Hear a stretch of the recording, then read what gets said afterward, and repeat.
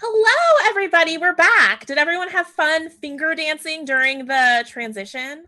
I trust you all that you were, because that is a requirement. Welcome to Dungeon Masters Guild Design Dash. If you have never tuned into the show before, we are usually every third Friday on twitch.tv/D&D.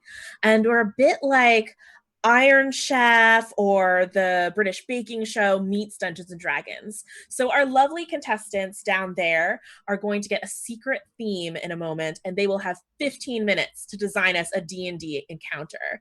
I'm Lysa Penrose. In case you haven't seen me earlier in our lovely virtual convention, I am the brand manager for Dungeon Masters Guild, and I'm joined by my lovely co-host, Eugenio. Hey everybody, I'm Eugenio. I always do it wrong. Anyway, hi everybody, I'm Eugenio. You might know me as DM Jazzy Hands from the actual play podcast, The Last Refuge. I am super excited. We were just talking about past design dashes, and I was talking about how I was meant to be a designer on one last year and ended up not being able to do it, and I just skipped the design part and got to the judge part. So I'm excited about that. Lovely. So let's meet our contestants. We're going to start with Rich. Rich, tell us who you are, how folks might know you in the design world, and then I'll think of a fun question to ask you after your intro. Hi everybody, I am Rich Lescouflair. I am a freelance game designer, writer, layout, graphic designer. I have been in these circles for a few years now. I have see, I'm stumbling over myself now. Good start. Good start. You got this. I do work for D&D Adventures League. I am one of the DM skill depths for a few years now, and I am also the creator and designer of the Esper Genesis RPG. Yeah, if you like D&D but in space, Esper Genesis. So Rich, tell us, what do you think of your design style people are going to see from you out of this 15-minute challenge? Well, considering I don't know what I'm designing yet, I'm not sure I can answer that question, but I can say that I usually try and do something out of the box, as best as possible. I try not to be typical, I guess would be the best. Okay. So we might see a twist on the theme. I look forward to that. Next up, we have lovely Ashton Duncan. Ashton, introduce yourself. Yeah, so hello everyone. I'm Ashton. I use she, her. I'm a freelance writer, editor, project manager, person of many hats, kind of in the TTRPG sphere. I'm also a senior producer at Roll20. My recent projects, people might know me from the Princess Project Anthology and Exit Pursued by Owlbear. And this week I actually just announced Occult Classics. So that's my area right now. That's lovely. So you have done quite a bit. You've worn quite a few different hats in design. So you come with a bit of experience. I'm wondering, was there anything you did to prepare for your time on Design Dash? I think I prepared more for this than I did for like every exam in college. I rewatched every dash, and I did the dash along with everyone. I did like half of them, and then I was like, I'm so tired because I did them all yesterday. Like a true veteran of the academic sphere. Like those practice SATs. Yeah, I feel like advanced placement prepared me for this, and we'll see how it goes. And we said we'd never use it. Good luck to you. And last but not least, we have Alex. Alex, welcome back to the Dash, actually. Oh, yeah. This is your fault. You knew what you were getting into. I know. I agree to this.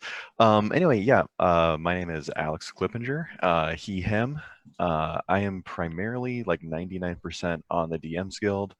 I've also done some stuff outside of the DMs Guild with some small publishers like PE Publishing, Loresmith, and Poison Potion Press, and a couple others. I can't talk about those. So mostly D&D, and also done a couple of little non-D&D projects like the recent Wretched Jam with Chris Bissett. Nice. That was a lot of fun too. So Alex, having been on Design Dash before, what did you learn from last time that you're willing to share with your fellow contestants? Make sure you cry off screen and after the stream is over. Yeah, you never know. You're doing good. You're all right. I'm sorry. I don't know why that tickled me so much. It just really did. Yeah. You never know what you're gonna get. So maybe I did an encounter last time, so we'll see this time if it's gonna be another encounter, and then if so, what the theme is. But I'm just kind of keeping my mind open for whatever.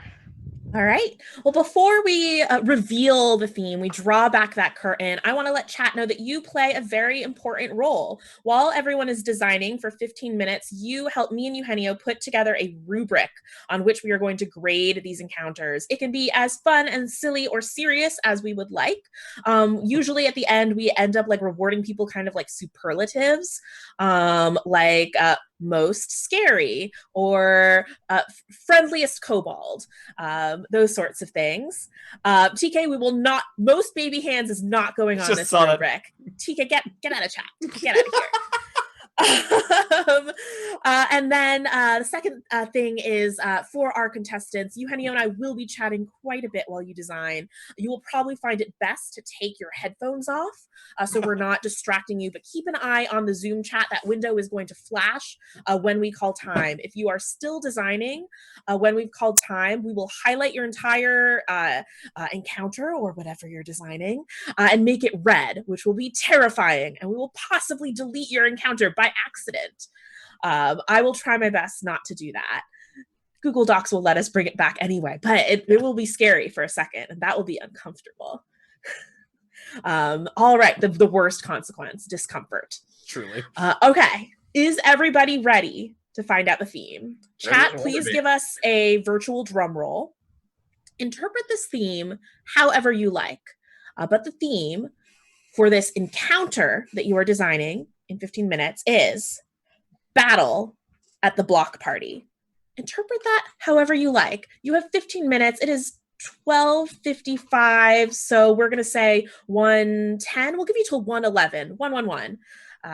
And you may begin your design dash now. All right. Battle of the block party. I see folks already chiming into chat about what sort of rubric suggestions. And I know who are Design Dash veterans because they are putting rubric in all caps. Dark Abyss Keeper says most goats. I feel like Dark Abyss Keeper has been paying attention to this whole convention. Truly. TK says most awkward theater kids, but that can't be a rubric because that'll just be me. Number of partying blocks. Cubes are acceptable. Oh. Ooh. Okay, I like clever. That. I'm gonna write that one down. Number of partying blocks. We've got, let's see, we've got most colors as one. We've got most likely to bring the tears. Oh boy, battle at the block party that brings us to tearful. Tears. Yeah, let's see, what else do we have? Most, I lost my place. Most gyrating gelatinous cubes. Jelly cubes. Let's see, rubric, the terrible scent of chain restaurants. I'm not sure what that means, but I know exactly what that person's referring to.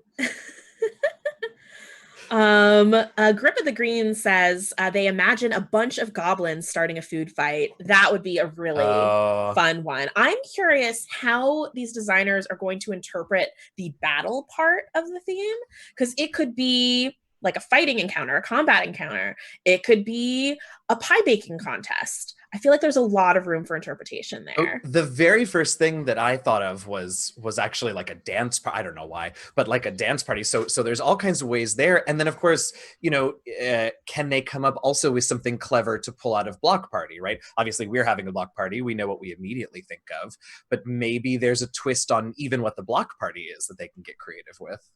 Yeah, as we are putting this rubric together, if Celeste behind the scenes would put up Ashton's design, we won't scroll down, but we can see what Ashton's first thoughts are and kind of get hype for this show and tell.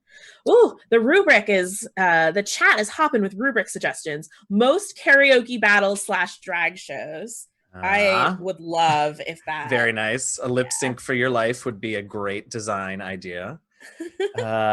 Break dancing. I think people are anticipating some sort of dance battle. Oh, this is an interesting one. Least fighting, which, like we talked about, sort of depends pretty heavily on how they interpret battle. Yeah. I really like that one too. Yeah, Least I think I do fighting. too. Yeah. And then if no one does a combat encounter, then we kind of need to leave it up to chat to determine who's the least fightingest. Right. Whatever fighting ends up meaning. I like Most that. hugs in one round, says Elven Wizard King. Most surprising musical interlude, says Vanishing Age. Look, if they fit one of those dance in, off. I will be into it. Number of, oh no, I just lost it. Number of, what is that last one? Number of wallflowers. Oh, that would be a very sweet rubric. What would a wallflower be? It would be an NPC that we just like find out is there and then never talk to. Yeah. Or if there's like a shy NPC who doesn't know how to get involved in the party. Oh, and maybe that's the whole central idea of the encounter is to get them to join battle their nerves contest. I don't know. Oh, there you go. Battle their. That was way better than whatever I just said. Best concession speech, more cinematic quotes. Best bard costume design. There's definitely a theme of music. So I think we have some sort of general, like, most musical. Sure. Yeah. Most musical. I'm going to write down. My notebook looks like chaos, by the way, because I'm just like scribbling down all of these ideas. So we've got a lot of really good suggestions for things to grade people on the rubric, but another really, really important part of a rubric is what the scale is. So usually it's 1 to 5 stars, but we like it to be a little bit more interesting on Design Dash. So past things have been number of kobolds in a trench coat, 1 to 5. The following month was number of dads in a trench coat, 1 to 5. There's a bit of a theme. Okay. All right. Is the theme trench coats? You are such an astute observer, right? I'm on top of it today. You know, Willy Boo suggests screaming goats as the scale. I kind of feel like with just discussions and things that happened at the block party today, goats kind of have to be involved. I do think that is true. Number of dice cubes, 1 to 5 goats in a trench coat, classic. Gotta be something tradition. With goats, Small Warrior says. Let's see. Pieces of flair for the scale. Oh, that's fun. Life is Bard. Life is Bard, I think, is reacting to someone. Someone brought up the Sabaro dragon. I did see that. PK says 1 to 5 mozzarella subs. For those of you who weren't in the block party yesterday, an adult black dragon was dropped on this party because of a $500 donation. And it was resolved through some mozzarella subs, which I think is a great way to break the tension. Dark Abyss Keeper suggested for the rubric senses engaged, which I think is sort of interesting. Oh, that's always something that I sort of look for in my adventures and encounters is, if there's box text in the box text or otherwise just when the area is described, do they tell us not just what we see, but what do we hear? What do we smell? I love that. Yeah. An actually serious rubric suggested. I know, right? It was so good. At least one. So far, I've written boxes around a bunch, but I think we should pick 3. So senses engaged, I would love for that to be on our rubric. I think so. Yep. Least fighting, I think is interesting we were both because excited it's about that. Battle of the Block Party. Most musical was a potential one, and also number of partying blocks. I think, number of partying blocks would certainly be easier to judge because it's a quantitative thing, right? Whereas most musicals a bit more of a judgment call. So I don't know. Chat, do you like one over the other, or do you dislike both and want us to consider something else? Goodness. I see Celeste is adjusting the design, which is awesome. So far, what we've revealed. And I'll give you guys I'll give you folks the next line that's not quite showing up yet on the preview. But this block party takes place in the partiest plane of them all, the Feywild. I feel like the Feywild comes up every single design dash. Someone does it. Oh, That's really? just a favorite, like, inspirational plane Yeah. that people like to design in. I guess, you know, one of my designs that's up on the DM's Guild is Feywild, and I think it's just like there's something exciting about being able, like, knowing that part of the setting you're writing in is about bending the rules as we expect them. Mm-hmm.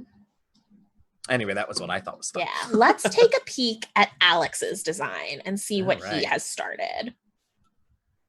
Oh no! Battle of the Block. What? Oh god! Oh god! Oh god! Don't peek, he says.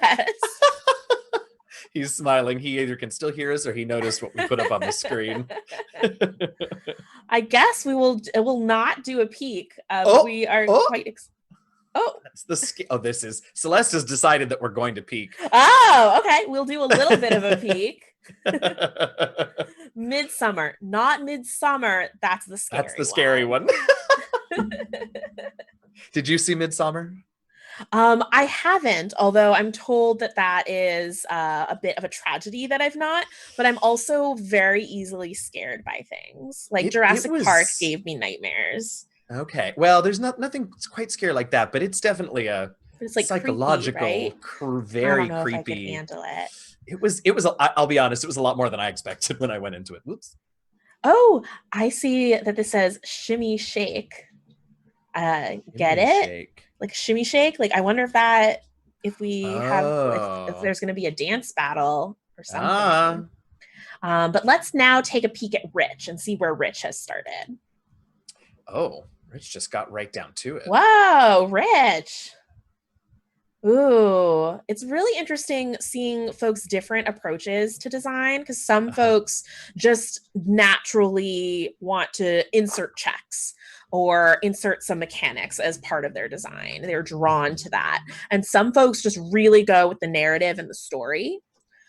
So that's interesting. I see that there's some performance checks down this page. Yep. And I think there might have been a little further down on someone else's that we saw too. Alex's, I think, might have had a performance check a little further down. Ooh, I kind of want to pick most musical now. I think we might need to. Yeah, because that seems really relevant. Like it'll be really sad if no one has any partying blocks. It's true. Right? Well, yeah, I think Wild Rebellion also says most puns, aka get thee to a punnery. I don't want to encourage or reward this. I'm with you. You are the first person who will finally be with me on this. So no, we're not judging. I do love to hate on puns. It's one of my favorite pastimes. Same. I don't act. Yeah, I mean, I'm gonna confess, I don't actually hate them all as much as I pretend to. You heard it here first, folks. But now it's a brand, so. Billy Bear Cave demands reward pun musicals. All right, they've got only 5 more minutes to design. This time really, really flies by. Probably faster for them, I'm sure, even than for us. Let's see. Life is Bard says, I'm imagining this dance-off focused with characters all made from Ultimate Guide to Hair. Oh, that's a supplement that Celeste has worked on. So much glam. Folks are also demanding to know from Celeste in chat whether Celeste likes puns. TK said something, but I can't seem to read what they said. It's all like all the letters are blurry and strange. That's so funny. It's doing that on my screen too. Let's see what we got going in a couple of these. I haven't. What do you think you would do if you were competing and got battle at the block party? I mean, I definitely, like I said, I probably would have done a dance battle thing. Although, you know what, I might have ended up, because I can't resist a chase. Mm-hmm. I don't know why, but ever since, well, I've talked to Celeste about chase scenes all the time, but so I think maybe it might have been a sort of roving dance battle. That had elements of like sneaking and hiding and using dance moves to be, like the old what was it, 3.5 Shadow Dancer prestige class kind of thing, like using dance as a way to That hide sounds and be really sneaky. fun. Yeah. I feel like because I compare Design Dash so much to the Great British Baking Show, I would do some sort of like pie contest, I think, Oh, with yeah. different little mini games or challenges for each part of, I don't know, pie ingredient collection, and then actually like baking of the pie and presentation, all I of love that. Yeah. Yeah. Chat, tell us what you would do. Also, let us know if you're playing along. Some folks like to do that. Oh, yeah. Number of players forced to sing for the group. Green Merdragon says, capture the flag in of ale. Oh, I like I'll that. forgive that. That, yeah. that grabs my love of chases. I like that. What else do we have? Constitution performance might be how long you do the same move for. Dark Abyss Keeper said about the dance competition. Ooh. That's interesting. Oh, Shinobi233 has said something that that's doing that same thing that it did for TK, where it's all blurry How and weird. no one can read it. How strange.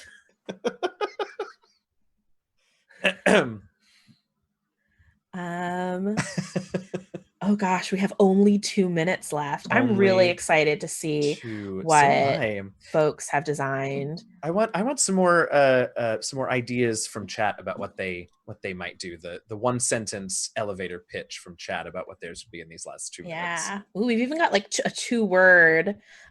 Chaos Kilgore 74 says they would do a rap battle. Okay. I feel like I cannot as a human do that, so I would be so nervous if that came up and I had to like actually perform to try to get advantage on my performance roll or something. Oh yeah. That also feels like if you wanted it to be a little bit of a combat-y thing, that feels like a vicious mockery battle between bards. Ooh, yeah. Let's see. We have Strength performance is clearly the Dirty Dancing lift. Dark Abyss Keeper is kind of helping us figure out how to make a dance battle happen. AK in Terabang says it could be a literal ballroom blitz. I'm sorry. TK, did you see what just happened to TK? No. She typed something in Moobot caught her for spamming and timed her out. Oh no. I'm only laughing because we've been joking that we can't read any of her messages, and now this time we actually can't read her message. Oh, TK, I'm sorry about that. I am sorry, TK, they'll about be back that. In a moment. FFWY Dryad says definitely would have done something with Modrons. I don't think it would have gone well. Ooh, the Sheepish Gnome pitch. Murder mystery at a street block party. Oh, I do love a murder mystery. They're hard to do for D&D sometimes, but I like it when they're done well. Yeah. Ooh, it is 1:10. That means there are seconds left to this design challenge. Oh, it is 1:11. 1:11. I'm going to go and call time. Call it. I see headphones going back on. Everyone's got headphones. If this were Top Chef, I would be all times up, utensils down. Fingers, fingies, those are your utensils. All right. How was that? Alex, was that any better, easier, just as bad as the last time you were on Design Dash?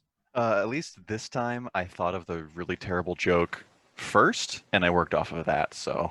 Okay. / oh no. Right. Wonderful. Ashton and Rich, how was your first Design Dash? Those 15 minutes go by fast, huh? Way too fast. All right, so let's do some show and tell. Rich, we're going to start with your design. So we'll give Celeste a minute. Oh, Celeste has got the design up on the screen. So walk us through. Oh, Rich, you are muted. Okay, I'm no longer muted. Okay. All right. So what I did was the first thing I thought of was dance battle. You know, that's kind of the way that goes. But I wanted to do something a little different, so I sort of did a dance battle using like a chase rules sort of thing. So you have one team on one side, and then you have the other team on the opposing side. I unfortunately did not have enough time to make the other team, but every round, somebody in the team can perform one of 3 different sort of dance steps to gain points. And then at the end of each round, like, the team makes a sort of like a dance complications roll, sort of like, like a chase. Ooh. Do you want to just, even if you're just reading off the page, tell us a few of these combos that you put together? Or these maneuvers, rather?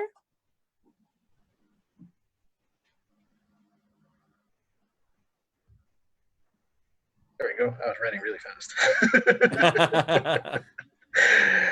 Yeah, the first one's called Dance Combo, which is kind of like, you perform a fabulous dance maneuver. You make a performance roll to gain points.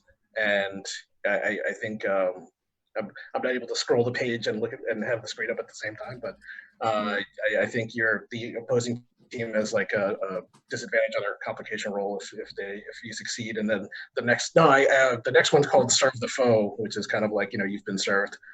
Sort of thing. So you do like an intimidating move, and with a different skill check, and then that gives them you take points away from them, and another adjustment on the complication check, and then the third one I think is like a team dance maneuver, and all of them shout out, yeah. And then at the end there's the complications, which is you trip into somebody, or your formation's off, and then there's a point exchange depending on whether or not you save. Yeah, you got a whole little random table here for complications. That's awesome. So, oops, highlighted it. Got scared a little bit. I was going to mess up your design. So I kind of want to ask you the same question that I did at the start now that you've done the challenge. And I'm wondering, how does this compare to your usual design process? What does this reflect about your design style? This one's different.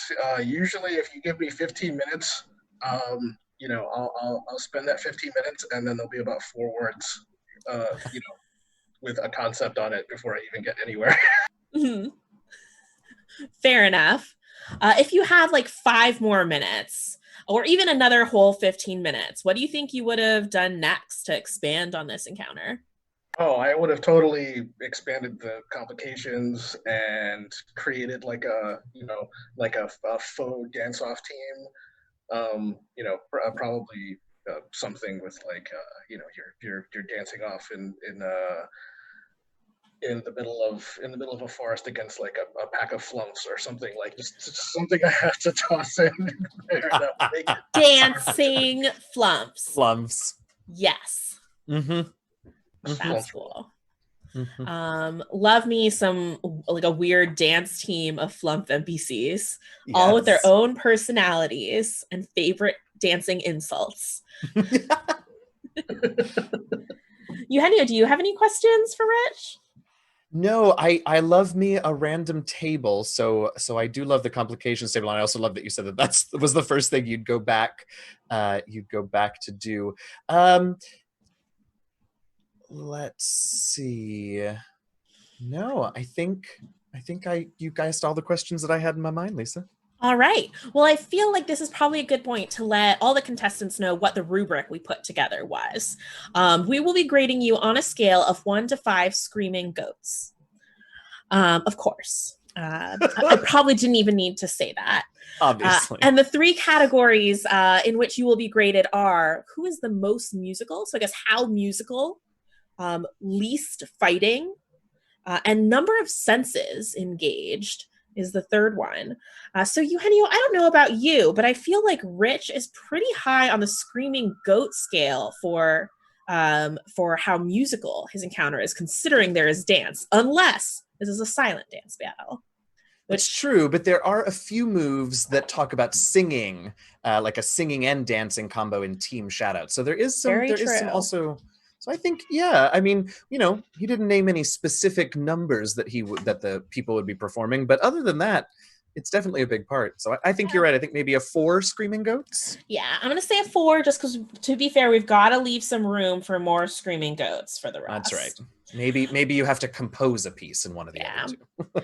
What do you think of in terms of scale of fighting? And I guess is it the fewer goats you get is better in this case because it's least fighting?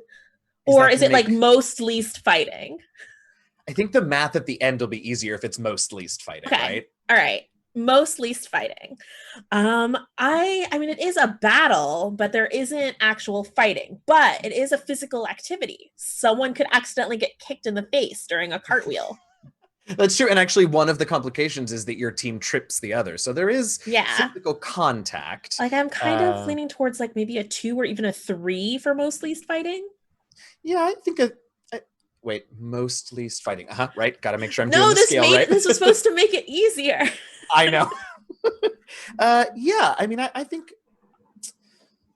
a 3 feels safe to me. Okay, we're gonna say we've got 3 screaming votes for most least fighting, and number of senses engaged. Well, for this one, I mean, we do have, obviously, we describe things that we see with how the dances are going and that we hear with how the songs are going. So we've got those 2. I didn't really see anything else for the other 3 senses. Touch for some of the complications where you like fall into people. Oh, that's an interesting point. Or am I interpreting that not I think maybe, so for me, it was sort of I guess would have to be a little bit more specifically descriptive. Oh, okay. But that also, touch is sort of a difficult one, unless you're describing like maybe the temperature or the weather out. Touch is a difficult one. So I could see our way to giving that 3rd if you feel like.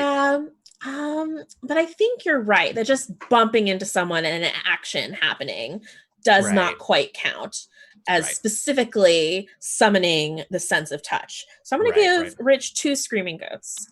Out of 5 for that one. Well done, Rich. Thank you for sharing your encounter. Let's move along swiftly to Ashton's design.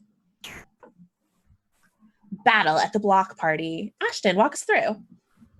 Okay, so this block party happens in the partiest plane of them all, the Feywild.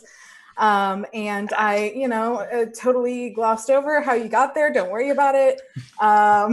You're in the Feywild. I do say the most likely way the adventurers would encounter this is if they have an Archfey patron warlock in their party, because if they're giving you a favor, you have to do one back. That's the Fey. That's what you got to do. I hope you all appreciate the puns. I see what you did there. Yeah, that's not the last. So anyway, the Fey brings you on board to to kind of be the bouncer at their block party, I guess, to keep everybody under control. The Feywild is notoriously wild.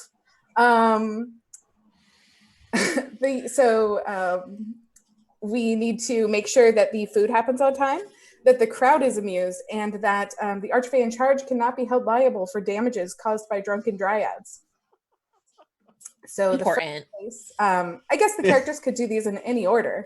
But the first place I would go would be the barbecue, which is where the rowdy redcaps are huddling over a fire pit, arguing over the current way to grill the meat, which is true of any barbecue that anyone has ever been to.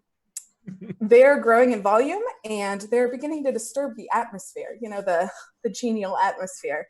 And you can deal with them with a charisma check, but if you fail, they will fight you. But if you have proficiency or expertise with culinary tools, you can not only stop the debate, but ensure that the meat is delicious. The next part is the Pixies Picnic, and they demand a performance. They are being mischievous and they are heckling passersby. The only thing that will stop them is a performance by a true professional.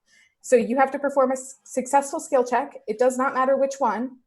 Just, if it's going to be strength, maybe you get like the carnival dumbbell thing. I don't know what that's called. Where you hit the hammer. I know what you're talking about. Strongman competition. Yeah. I'm glad that you keep highlighting that. Yeah, I just want people to know I see this. Oh yeah. I do not approve. Nope. But it's not on the rubric, so I can't ding you. If you do fail this check, there's no fighting, but they will pelt you with grape tomatoes. And the Archfey in charge will remember that you failed. And then finally, there's the drunken dryad who's throwing acorns at people from afar. There's a lot of throwing things at people in this. The dryad is well into her cup. She's pelting the fae with acorns when they irritate her. And you need to talk her down from her tree with a successful charisma-based check, but they will attack if you disturb her tree, which I think is fair. And her acorns also function, technically, I guess it's not really that mean of her to be throwing them at people because they function as good berries, except for they do deal 1d6 damage, so they actually do more damage, I guess. But it's a full meal. If it's only 1d6 piercing, you're fine. And then at the end, the Archfey divvies up, have you had more successes than failures? And if you have, then you get a cloak of elvenkind and a refreshing drink, and you get a ride home. But if you don't, you don't get either of those things, and the Fae just says bye, and you have to find your way home. So that is so fun. And actually in 15 minutes, you pretty much got like a whole complete pretty impressive counter. Those SAT practice tests paid off, I think. So what does this reflect of how you usually design, or how does it compare to your design process? Well, the Feywild is not an uncommon theme in my work. Definitely favorite plane. But probably everybody's coming together as a community, but you have to help them do that in a better way is pretty normal of my work, I'd say. Is there anything that you would expand on? It feels pretty complete especially for a first draft. Yeah. But what would you have done some more on if you had a few more minutes? I feel like the Dryad doesn't have a motivation, and the Pixies probably also need a better resolution. And I might add a scorecard. If I was going to do this on the DM's Guild, there'd be a little where you do check marks. I love that stuff. I love that. Things I don't love are chat making more Fae puns. What are they doing? Chat, you're being irresponsible. Ashton, let me ask you, and this is something that because I enjoy designing this sort of thing too, where there's different little scenes that we set up, and then we really let the players go wild on how to solve it. One thing that happens to me when I design this sort of thing a lot too is, in an effort to sort of make it clear that we're not going for combat here, we sort of sit back on lots of charisma-based checks. Mm-hmm. And 2 of your 3 mini encounters here, deal with charisma checks. If you could grab one of those and switch it to a different ability score, just out of curiosity, what would be something you would flip one of those to? I definitely think that the red caps could be solved in a non-charisma check way. For instance, anyone who I already have the proficiency or expertise in culinary tools, but I feel like anybody can learn how to grill. So you could have expertise in that through maybe survival. You know this cut of meat, blah, blah, blah. I feel like my YouTube culinary habit is coming in handy here. And okay. or a strength check to readjust the grill, something like that. Oh yeah, I love that. And I loved the Pixies being able to be literally anything you can come up with. So yeah, great. Shall we take this to the rubric? I think so. Okay. I was taking notes this time for senses engaged. Because I noticed there's a lot of talk of taste and textures. So I put both taste and touch down. And I also put sound because of the red caps arguing. Definitely. But were there any I missed? Sight is sort of, the gimme one, because if you're going to describe it in any way, everybody gets a point there. Mm-hmm. So just because that's such a standard first thing to go to in design, if they fill pelt, so I guess the only thing that we're missing then is smell. Chat, did we miss smell? Let us know.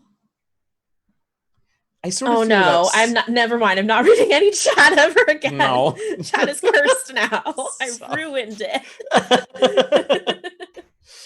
I sort of feel about smell almost the same way I feel about touch in this one, which is like I want to give it half a point. So I think giving the two of those 1 point, and that gets us at what, 4?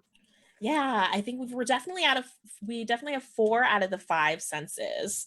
So 4 senses engaged. That is a very strong showing. I'm sorry, 4 screaming goats out of 5 senses engaged. Right. And then there was, so this is interesting, the most least fighting category. Right. Yeah, so it opens with Redcaps arguing. So I feel like that's kind of fighty, especially because it's Redcaps, and I feel like they probably don't argue nice.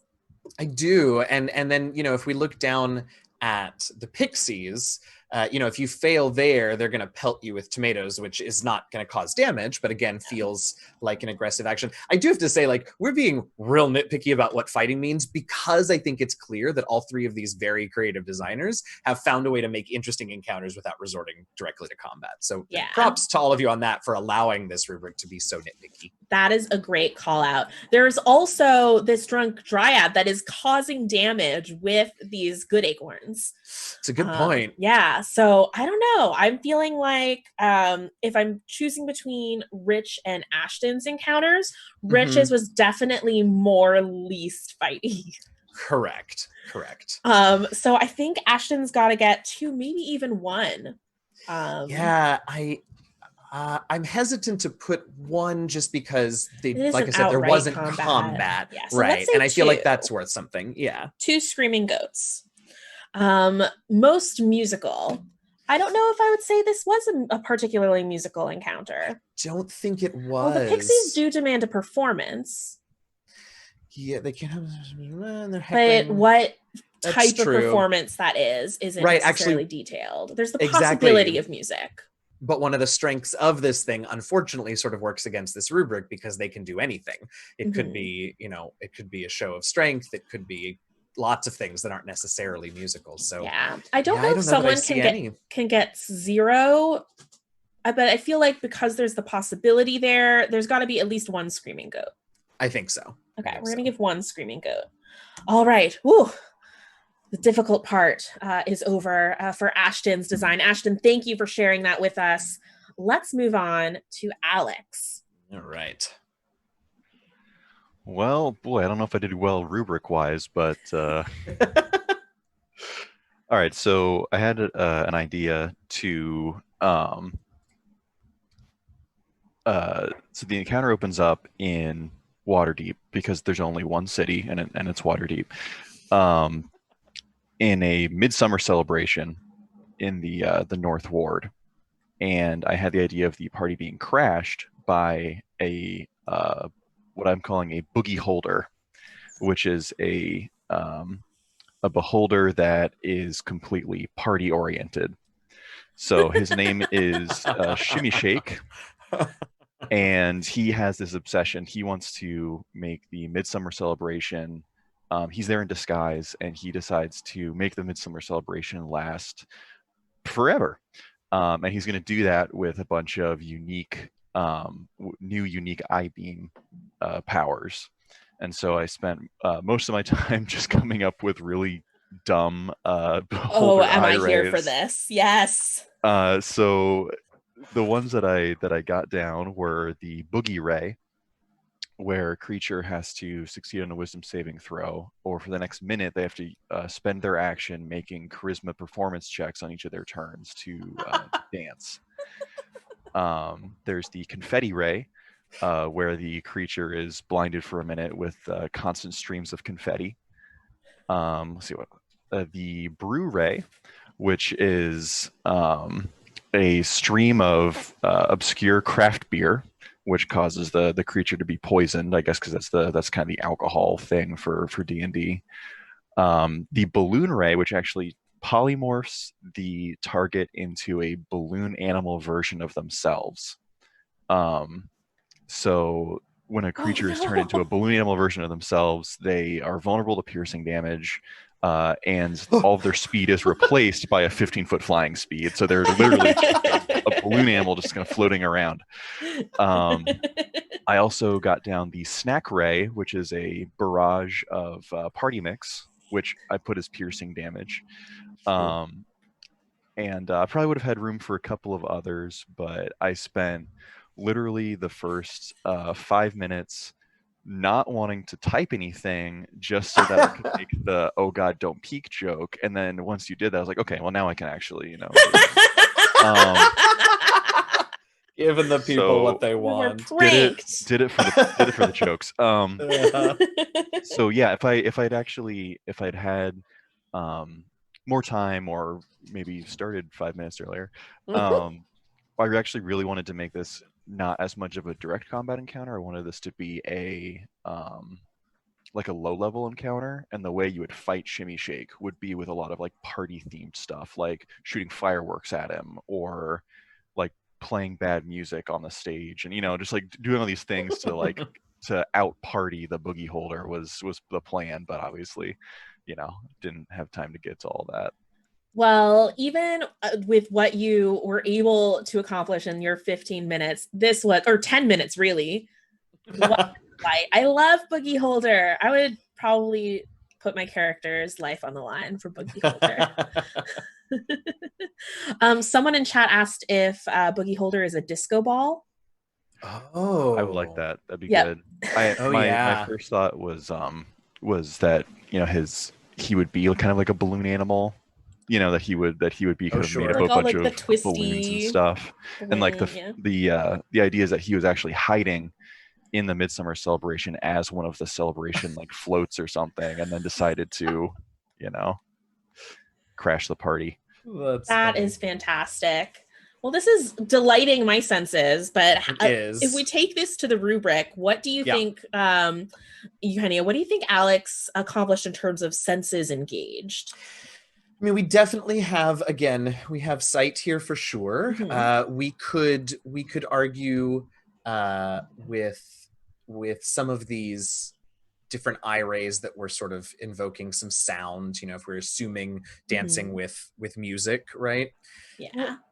We could maybe argue for taste with the brew one, just because we talk about a drink. Oh, and snack mix, right? We're talking about food and drink, although we're not specifically describing what they taste like.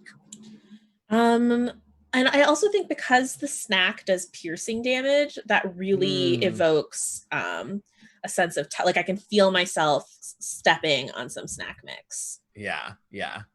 Or like biting into it the wrong way and it pokes the inside of your mouth. Yeah. Okay. All right. So where does that leave us then? Potentially 4. Okay. Taste, touch. But it's just really hard for me to want to give Alex the same number of screaming goats as we gave Ashton, because I feel like Ashton explicitly described some of these senses. So maybe 3.5 screaming goats, and like that 0.5 has a reason to be screaming. We know it's the front half, it's the screaming half. Whew, it got dark, everybody. Here we go.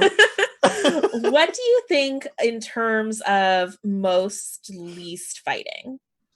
Well, so, I mean, this is clearly at the point at which Alex got to, and he acknowledged this when he was telling us about it, this does really read like almost like a monster entry, right? Which we read for combat. So unfortunately, at the point that we called time, true, it does feel like it's a pretty fighty encounter. Yeah. So I think with Boogie Holder not really having an opportunity to have any motivations or an encounter for more context, are we going to bring out the 0 screaming goats for this? And that always feels harsh, but it could be fair. It could. I mean, I guess we can say that well, no, there is an eye ray that does piercing, that does damage. So yeah, maybe we do.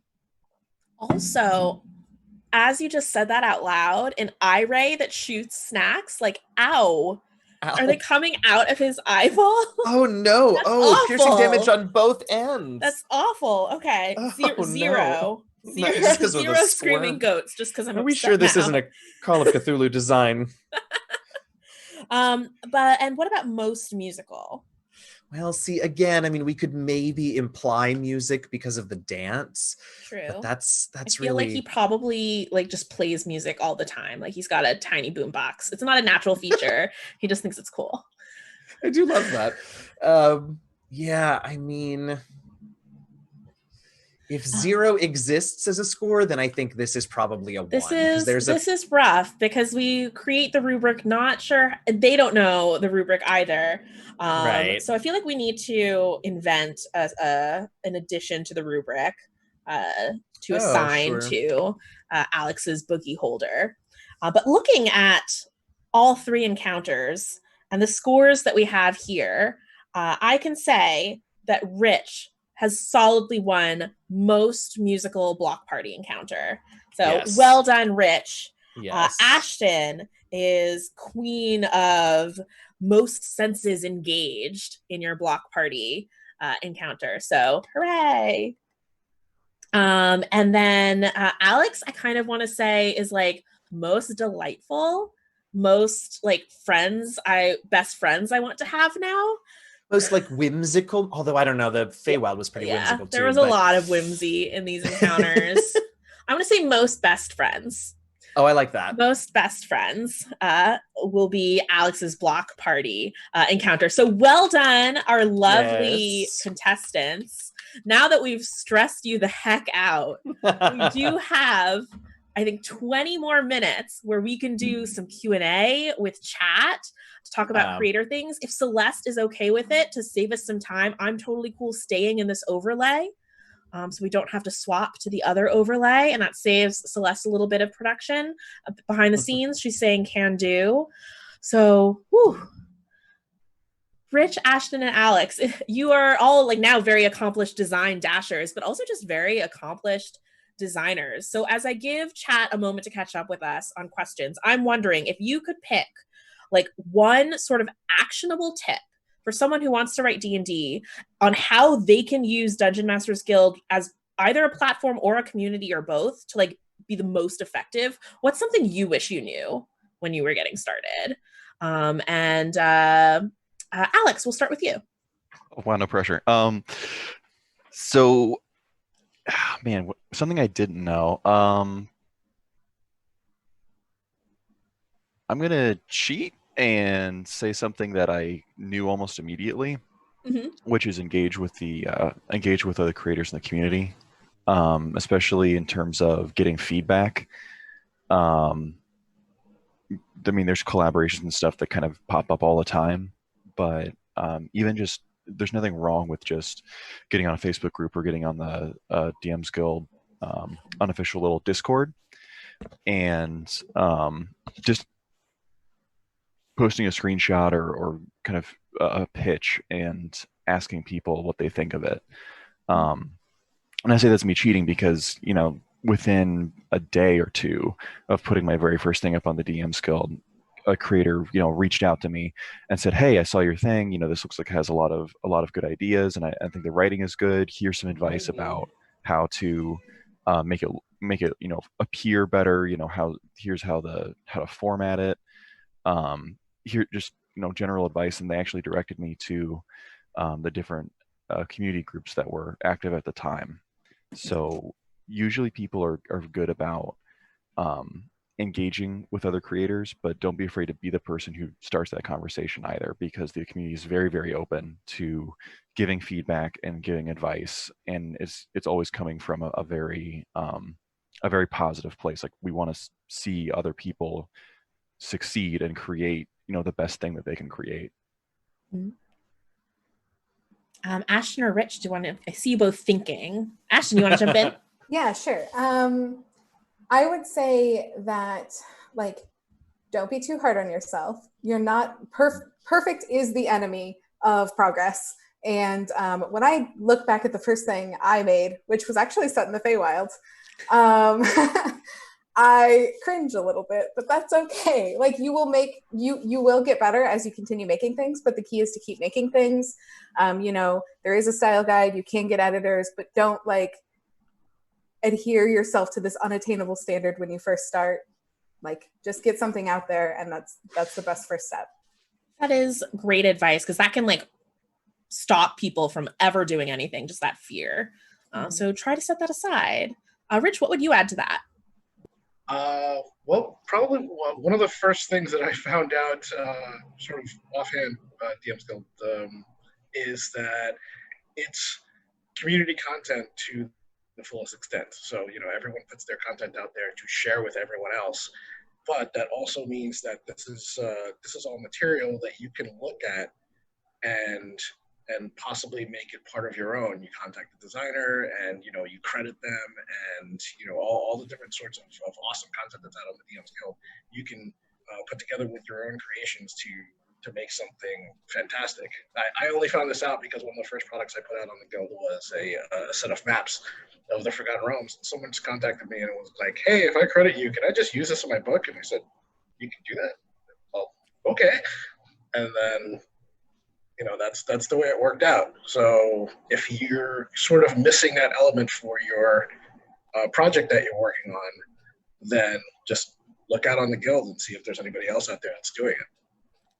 Yeah, I think a really special thing about Dungeon Masters Guild that makes it a little different from other marketplaces is it has a really strong community element, which is like so thanks to like all the different members of the community who, as Alex said, just want to help each other and help each other grow and collaborate together, like Rich mentioned. We are getting some questions in chat. So let's see. Saskirt asks, when designing an encounter, what is the first thing you do? How do you start? Who wants to start? Take that one first. I'm gonna start calling on people. We're gonna go backwards this time. Rich, what do you do? When I'm designing an encounter, the very first thing I do is kind of put I'm story centric, so I look at the encounter as I would on maybe like a book or a TV screen or whatever, and sort of try and visualize it before I put things down. That way, you have a very clear idea of where everything is going to be and how all the pieces interact. Great. Ashton, what about you? So today and usually I start with a background, how you got there, how you got into the situation, and things that the GM needs to know that the player doesn't necessarily know. Mm-hmm. And then the goal, and then make the two meet. Like, in this case, with my encounter today, it was writing the background, then writing that there was going to be a reward, and then filling out an outline in between, and then filling it in. Mm-hmm. And that helps me, at least. Yeah. What about you, Alex? I think related to what Rich was saying, there's usually a story context. So usually the first thing I'm thinking of is whether it's a dungeon crawl or kind of out in the wilderness, it's what were creatures doing before the characters showed up. Because they don't just spring out of the ground, they don't just appear, in the fiction. You have to kind of establish, what were they doing? What were they trying to accomplish? What were their goals? Because that can actually help design the encounter. It'll kind of set up the premise, the background, and then you can kind of jump off of that and make the encounter feel more unique, because creatures will have objectives they're trying to do. There might be other creatures or elements of the environment involved. So it's always a good jumping off point to just think about, what was going on before the characters were aware of these things, and give yourself that context, because that'll help you design. So, a lot of folks are asking writing questions, and I feel like when someone gets the idea, I want to publish something, a lot of times it's someone who's a dungeon master who has all of these ideas, and they aspire to be a writer. But there are a lot of other elements to packaging together a title. There's layout, there's editing, there's artwork. In particular, there's like your cover. That's going to be your thumbnail of your title. So as someone starting out, what would you say are important things to consider for those? those elements or to not consider? Like, what can you, in the interest of kind of just getting stuff out there, what can you sacrifice a little bit more? What do you think is like the most important? Oh, Rich, I see you like intaking breath to speak. No, I just sort of. You just breathed. If you're well, shouldn't have done that, huh? I know, if you're going to pick out art, well, first things first, there's plenty of great stock art on DM's Guild, and also on the one bookshelf. All one bookshelf size have great stock art. If you're going to pick any art first, pick your cover first. That's your selling piece. That's the thing that is going to tell everybody what it is, and if it's a great piece of art, they're going to go ooh, and at that point, regardless of how much art you have on the inside, your content, your writing skill, your your story, whatever you're putting into your product, is going to work towards that cover as a theme. Ashton, Alex, do you agree with that? Different thoughts you'd like to add? I definitely agree with picking your cover first. Your cover is the most important. Also, if you do end up wanting to commission a piece of art, cover, not interior art. You should use Creative Commons. Like, try not to overstress yourself about every single page being perfect. But I really think that the look of the product does matter, but there are so many awesome tools out there to make it easier. Like, I know that Laura Hurstbrunner just did a Word, for a lot of people who don't have InDesign, there's a Word template that makes it look great. There's also an InDesign and Affinity Publisher version. There's GM Binder online. There's Homebrewery. Like, there's so many tools to help you make your product look great. So don't let that stop you. Yeah, I hope everyone who is an aspiring creator or just a creator was writing down some of those tools and resources. What about you, Alex? Or are there any resources you're willing to share with the group to check out? As far as art goes, I've found a lot of success with sites like Shutterstock and Adobe Stock. Drive-Thru RPG and the free DM's Guild creator packs have a lot. There's a crap ton. You could spend countless hours just browsing through stock art on there. Sites like Shutterstock and stuff like that are a little bit more expensive to license. I think Shutterstock, you either do like a subscription or it's like $10 per image, which tends to be more expensive than a lot of the stock art you'll find on like Drive-Thru RPG. And it can be a little hard to search to find what you're looking for. But once you find like a certain creator, a certain artist or something on there, look at their profile. They'll usually have collections of themes. There's search bars and profiles on sites like those. I'll go on there and I'll just type in keywords like fantasy, because usually their artists are very good about tagging a bunch of different tags and genres and stuff in all their stock art. So it's kind of like mining for gold. You find a vein and just follow it down. And a piece of advice I have for art at all times, no matter what the site is, make an account on the site and start wish listing stuff.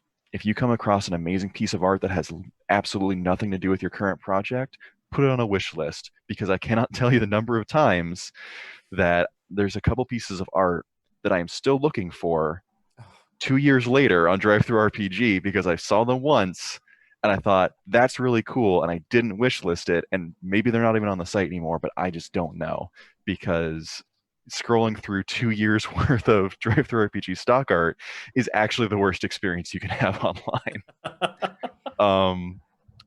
So constantly be on the lookout for art, and when you see it, bookmark it, wish list it. You'll be glad you did, because at someday, if you keep creating, you will look back and say, cool, I'm glad I bookmarked that art because this is perfect for the thing that I'm making. Great advice. So shifting gears a little bit because we've got some good questions coming in. TK has joined the fray, asks, a creator drafts an encounter or adventure and their editor and or sensitivity reader tells them that it has some major problematic elements. What advice would you give the creator in this position, and what advice would you give the editor/reader? Ashton, take it away. Yeah. I personally think that anything you pass to a sensitivity reader is something that you should be ready to completely rebuild from the ground up. If you get notes so that something is bad, you need to be ready to toss it and restart. With editing, I think with this question, I'm not sure if it means like sensitivity editing or just regular editing. Editing, I'd probably work more with the editor rather than, tossing the baby out with the bathwater. Is that the saying? Yeah. And using that first draft as more of an outline and addressing their edits. But with the sensitivity reader, you need to be addressing every single one of their edits in a way that they agree with. That's their job. Alex and Rich, unless you have something you majorly want to add, I kind of want to try and get in as many questions in these last minutes as we can. This is a great one, also from TK. Any advice for a creator struggling to price their individual pieces? What sorts of resources are available for learning industry standards of payment? It's a great question that I get asked a lot, or I see asked a lot. I'll start on this one. Your best resource is probably looking at the site and seeing and comparing. That can lead to problems, because especially as a new creator, I can understand how you'll look at someone's, let's say you've got like a 25-page adventure, and you'll look at someone else's 25-page adventure and say, well, this person's been doing it forever, and they have a commission cover and I don't, or they have commission art on the interior and I don't. Honestly, for almost any price point on the DM's Guild or wherever else, it's really about matching. Most stuff falls into it kind of filters down, it funnels down into certain price point areas. It's not about, there's no rubric of screaming goats for how you should price your products. It's usually going to be most adventures are going to fall into this $1.95 category, or this adventure with maybe a little bit more length, or maybe with more art, maybe it'll be $2.95 or $5. And there's no DM's Guild pricing police out there who are going to tell you you can't price it this way. Just look and you'll see the general trends of how people tend to price stuff. And sometimes people are underpricing themselves, sometimes people are overpricing themselves, but it's almost overwhelmingly the former and not the latter. Ashton or Rich, any thoughts to add on pricing? I think Alex pretty much covered it. The best guide is the market where you'll be selling your products. All right. Well, with 5 minutes left, I'm going to go ahead and let us work our way backwards on the screen to do some outros. But as part of your outro, I'd love if there was a specific question I didn't ask, but it's advice you really want to get out there. What's one piece of advice that you want to make sure folks know? And it could be about any aspect of getting started in writing a D&D and TRPGs. So working our way backwards, Alex, that would bring you first. I guess outro. I'm Alex Clippinger. Probably the best place to find me is on Twitter @aclippinger. And a piece of advice, I would say one of the best pieces of advice I can give for D&D creators is to play stuff that is not D&D. No video game designer out there spends their whole lives working on one single game, and they certainly don't spend all their free time playing one game. You will do yourself a favor as a creator, as a designer, by playing other RPGs, by listening to podcasts or watching let's plays of other RPGs.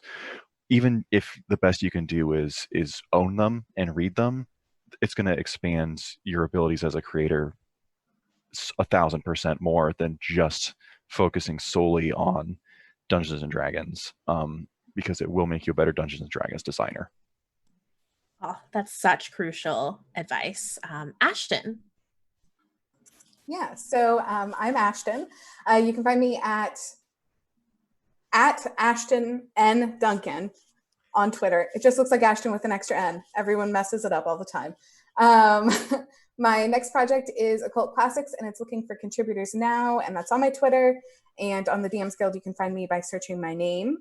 I guess that my piece of advice would actually be for veteran DMs Guild folks, which is that when you are putting together a collaboration, you're working, it might be an anthology, it might be a group of adventures, whatever you're doing, and you're looking for people, I ask that you bring on new people. Like we've talked about through this whole panel, community is a really big part of what makes the DMs Guild so special to me and to a lot of people.